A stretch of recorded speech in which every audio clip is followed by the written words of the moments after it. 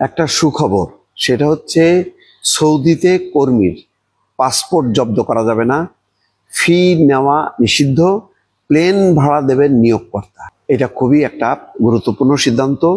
Saudi আরবে গৃহস্থলী কাজে সহায়তাকারী কর্মীদের কাছ থেকে নিয়োগ, পেশা পরিবর্তন, সেবা হস্তান্তর বা ওয়ার্ক পারমিটের খরচ আদায় করা সম্পূর্ণ নিষিদ্ধ করেছে কর্তৃপক্ষ। কর্মীর পাসপোর্ট বা আকামা জব্দের বিরুদ্ধেও নেওয়া হয়েছে কঠোর ব্যবস্থা। এছাড়া প্রতি 2 বছর পর কর্মীর দেশে ফেরার প্লেন ভাড়া নিয়োগদাতাকেই দিতে হবে।